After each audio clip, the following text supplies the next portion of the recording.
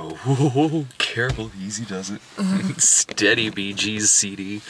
Oh gosh, of all movies to be talking about while on a million kinds of cold medication right now. It's gonna sound like I'm just making this up. I assure you I'm not. Like, what I witnessed actually happened, and I have no one to vouch for me because I was the only one there. It was gonna be me and Jared reviewing this movie. Once in a while this happens where I just have, it's just a hunch. It's just a feeling that I have that I'm going to end up seeing this by myself. And this was one of those instances where there was bad weather. I saw this movie last night.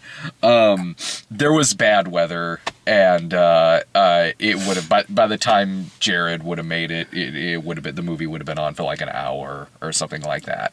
And it was not a big deal. That happens. Sometimes we reschedule, and then other times it's like, I can fly solo and just describe the movie to you, which was this is going to be a fun one to describe. So I just had to feel like I was waiting for the phone call, especially with the weather and everything. And he's like, "I'm so sorry, man." I'm like, "Dude, it's okay. Like, don't put your life at risk to go see the Mall The Merrier." Plus, I would have been really pissed off too, because so for the first 20 minutes of this movie, I was the only one in the movie theater. And I'm watching it going, man, if me and Jared were here, man, we could have been talking through this thing, like making jokes and everything. But then 20 minutes into this movie, in walks some family and sits a few rows behind us. It was me being there by myself. It was no big deal, because it's not like I was talking to myself in the theater. But if me and Jared were there and that happened, like, I wouldn't have said anything, but I would have been like, scram. Oh. The closest that came to happening was like, well, not screaming scram or anything, but a similar situation happened when Irving and I were at, I think, Sherlock Gnomes or Just Getting Started, or one of those two. And it was like the same thing. It was like, it was great because the first 15 minutes were the only ones there at this crappy movie, and then in walked somebody. Especially when they sit next to you too. I hate that. That's just weird, like an empty theater and they sit next to me. Then I'd be like, all right, I'm moving. So this is a movie called The Mall The Merrier.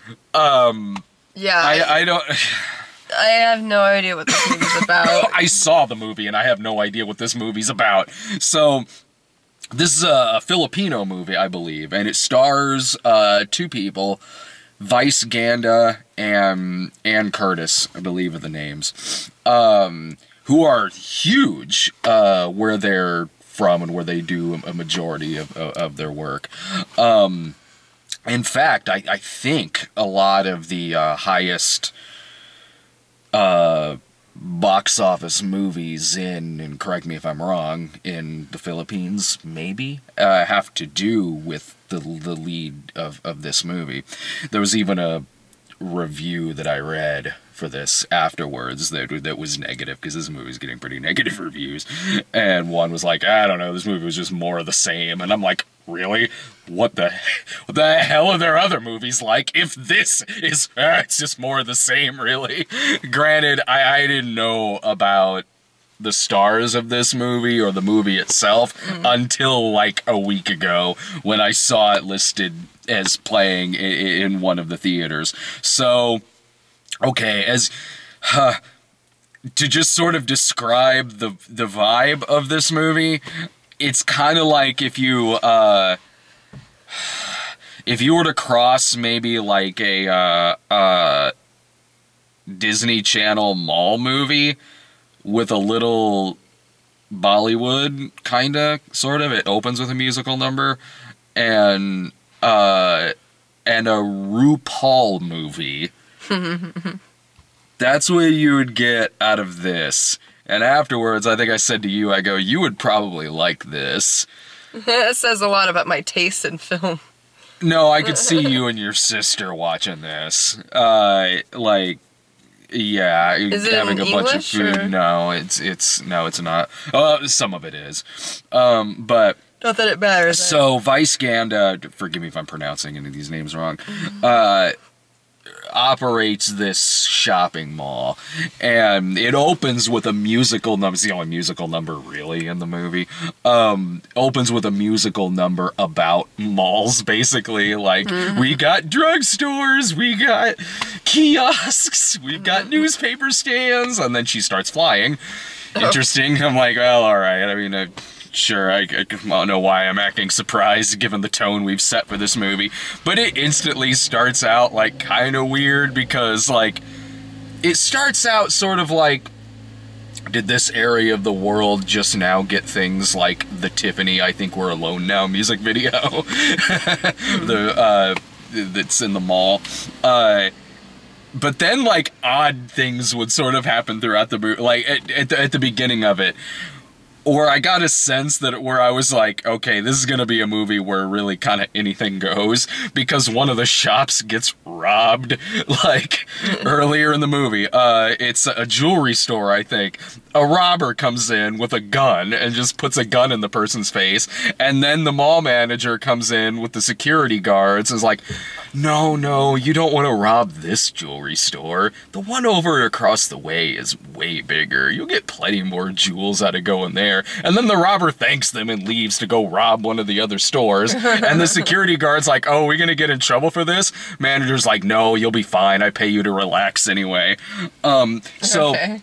It's about these two sisters, the two leads. One is doing management at this mall. The other one, who Ann Curtis plays, who's like this Cruella de Vil, Devil Wears Prada type, who runs their own, I think, fashion empire or modeling agency. I'm not sure, but all you need to know about her from the beginning is she just goes around firing people. Like, that's it. Like, we know she's the bitch. Yeah, she'll go in and, like, the receptionist and be like, you're fired. And she's like, but I just went away to use the restroom. Oh, you're fired. And then she's walking by and there's a ladder there because they're doing construction. It's like, what's that ugly thing doing there? Looks like the construction guy. You're fired. Like, it's just that. And then she runs into, like, there's two guys carrying a big thing of glass, because movie. And oh, I know where this is going. She gets her, I don't think you do. Oh. I thought it was going to be like when the two guys are holding like a glass. It's a little like that, except she gets her lips stuck on them. Why? How? I don't know. You don't want to ask why or how in this movie. No, she's like, so her lips are pressed up against it, and she's pops off. You're fired.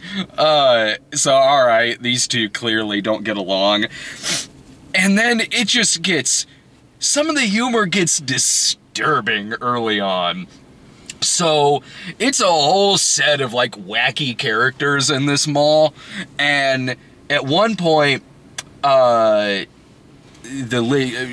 Ganda is, testing out this vacuum cleaner, and she has like, a gay best friend in it. As you do. And, sure. And that character gets too close to the vacuum cleaner, and it pulls his face off. What? Yeah, this happens early in this film, and I'm like, I don't know if this is bloody or... No, but it's disturbing. It looks like... What does he look like? Just take away eyes, nose, and mouth, and it's just skin. Ugh. Imagine the top of my head replaced on my face. That's creepy. Oh God, we gotta fix this. And then they put his face in the bucket that all the trash is going into, and he gets his face back. Random? That happened. Humor's different in different parts of the world. Yeah, so and I was thinking I kind of think that, like, maybe it's just the sense of humor they have there. But then I see that this movie has really bad reviews. Because sometimes I would be like... Well, it seems like the reviews are like, oh, it's just another one of these things. Maybe it's just like... Yeah, I don't know. Maybe it's just like, it's just lazy because it's just another copy of it. Given what a lot of the reviews are, I'm not chalking this up to, like... Well, I mean, I'll give it a little bit of that. Like, okay, well, I'm not used to this kind of movie, this kind of these actors, what they're kind of doing here. But then when I see that the audience that it is for has rated this like a 2.5 on IMDb, then I'm like, all right, yeah, this movie's not very good. Maybe you should check out the other ones. I'll get to that later, but there's also a love scene early on too, in which that has to do with big hairy legs filling pillows with rice and hitting each other with it, and Vice Ganda spouting wings, and the guy's boxers have the "have a nice day" smile over the crotch. Okay. That happens. But then it gets into the first plot of the movie, in which suddenly their parents die in a plane crash. But it's not dramatic, like, at all.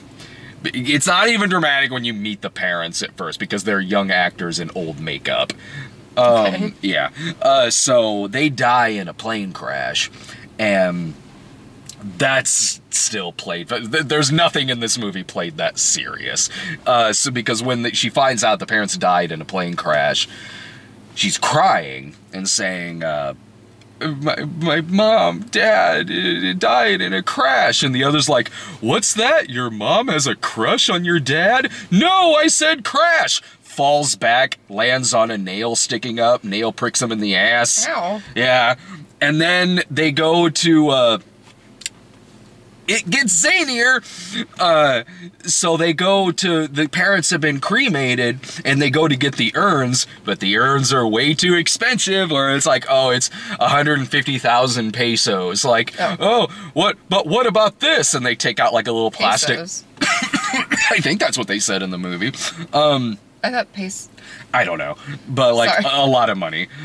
So they take out like a small plastic cup in a Tupperware container, and they just scoop some of the ashes together in it. Like, what about this? Well, I'll give you that for 10 pesos. Perfect! So at the funeral, at the mall, it's just this tiny little cup in a Tupperware container with ashes in there.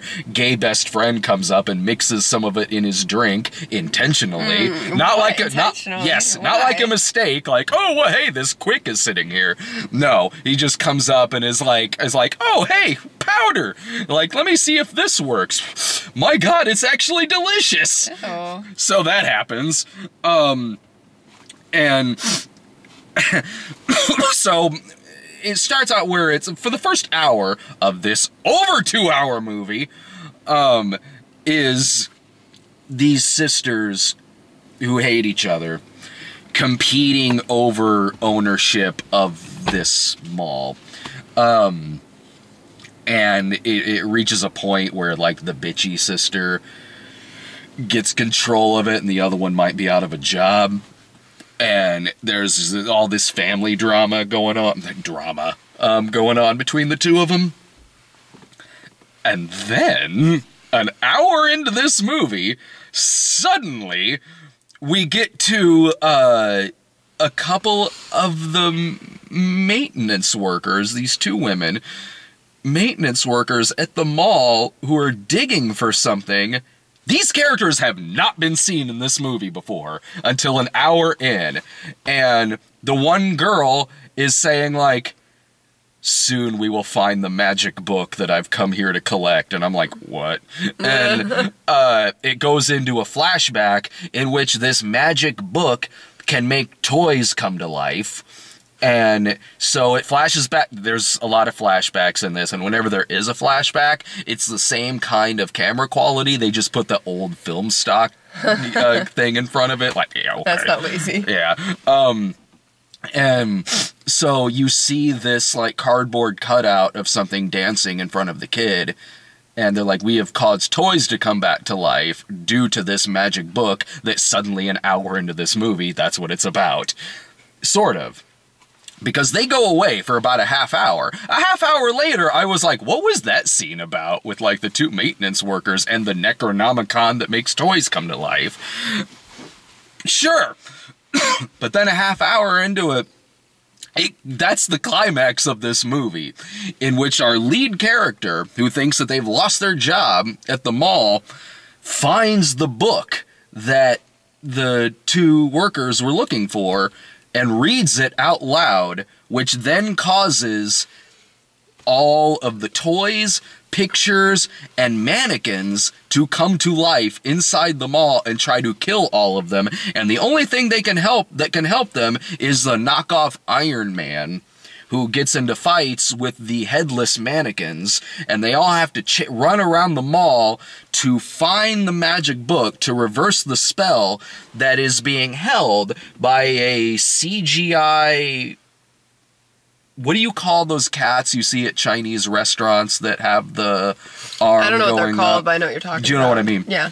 It's a CGI one of those things that comes to life and steals their book, and they're running around trying to find this thing while fighting headless mannequins that are trying to kill them, CGI, and the mannequins are being controlled by the two maintenance workers who have escaped from a mental asylum, and there's a lot going on. One goes like, how are we going to control these mannequins? And the other has some ink smeared right here and is like, I know, Sieg Heil! What? Yeah, that happened. You see, this movie will find new ways to make you go, what? And there's even like a slasher movie villain comes to life too. This little girl in a dress carrying a butcher's knife that's kind of a cross between Annabelle and Reagan McNeil, chasing them around with a butcher's knife trying to kill them. Okay. I swear it's not the cold medicine that's making me say this shit. All this shit happens in the movie. Over an hour in. And that's the climax. Then it turns out that the main maintenance... You broke your brain. The main maintenance worker who is controlling, or is in charge of this book, making these things come to life, turns out is the aunt of our lead characters. But wait a minute, she's the same age as them. How is this possible? I'll tell you why it's possible. Because she is immortal, or has at least found the fountain of youth to make her remain young, because when she was in the insane asylum, she drank a lot of collagen. Okay. This is a fun movie to describe.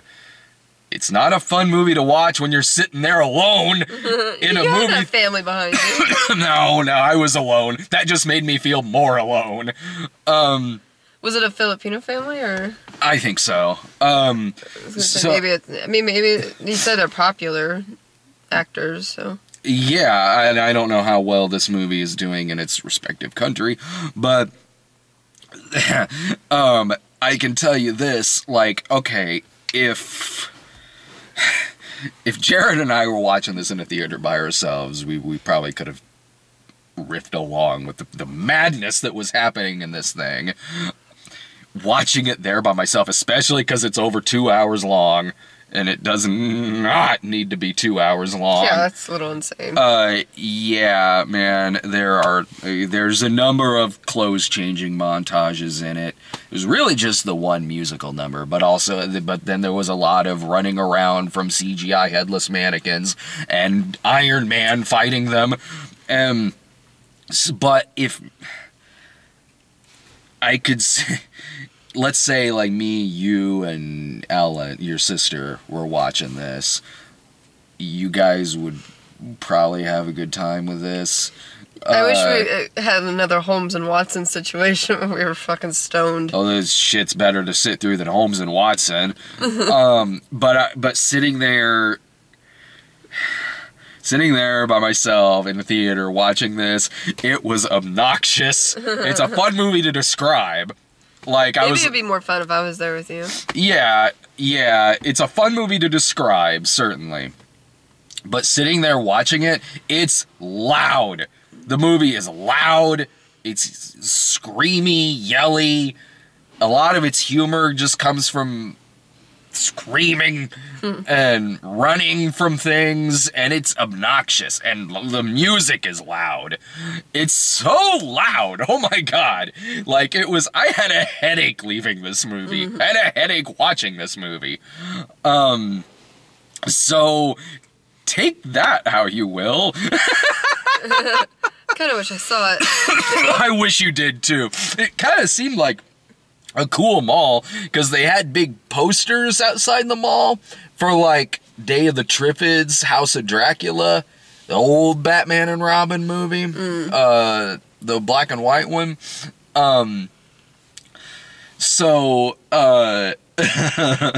Yeah, that was the Mall The Merrier. I don't know what else to say about this thing.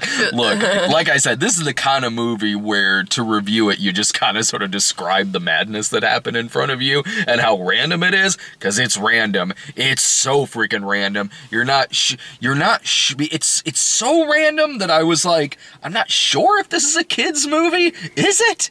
Like... What's it rated? I think it's unrated.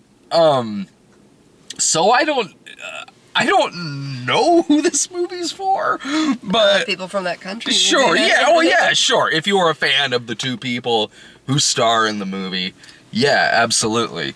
And there were a lot of references to, I think, maybe movies this company has put out, because there's a part where the two sisters are fighting, and they're fighting with a stack of movie posters. What I mean by that is they are holding up movie posters of actual movies. I had to look this up. Of actual movies, and working the title into their insults. So, like, there's a stack of movie posters. Oh, God. How could you be yawning when I'm talking about this craziness? I don't know why I'm so tired right now. No, I'm trying to save my energy for New Year's. I am too. I'm a mess right now. I know, I feel kind of lame right now in this video, because I'm kind of just like... You say it, but you're a perfect 10 right now. Oh my God, look at you. Right now? Yeah, no, always, honey. You're always a perfect 10. No, you look stunning right now. Stop. And I look, you always look a billion times You're making me embarrassed. more stunning than I ever do. Like, and I look significantly worse than I usually do right now, which makes this funny. Like the juxtaposition here. Well, the only reason I'm dressed up right now is we're going to a New Year's party, so. Yeah. So I haven't curled my hair in a long time. Well, I asked you, I go like, because this is going to be on Patreon first, so we had a few days, but you said something like, well, I'm already going to have my makeup on for the party, and I don't want to put it on just so you can talk about the Mall The Merrier. Yeah, if I don't have to go out anywhere, I am not putting makeup on. Which is normally just like for work, but even for work, I just kind of like... Sometimes I'm not even wearing pants in these videos. Only my hand is... Only when it's me and Jared. Oh yeah, when I'm talking about this shit. What was I saying? I don't know, man. It's, trying to save my energy so I can stay up till midnight. Yeah, same here. Like, alright, look, I found this movie silly, obnoxious, and it was random as hell. It's probably a pretty good party movie. I'll say that about it. It's not It's not a very well-made movie. Seems like a trip to watch if you're stoned, I feel. Yeah, I could see it working as that. But to go out to the theater to see this, oh, it was a long, loud sit. So that's the Mall The Merrier. I need to go see some more movies like this, man. Like, I love living up here, so I could just, oh yeah, this shit's gonna be playing in Springfield, Illinois. I love living up here, so I can just be like, what in the absolute hell is this? I do too. Yeah. Alright, everyone. Well, thanks for... Listen to me, listen to Brad. Exactly. Riveting. Alright, everyone. Have a happy new year. That was fun to talk about, and I think the only thing coming out this weekend is The Grudge, which I might have have that video up before this one, so that's kind of funny. Alright. Take care, everyone. Bye.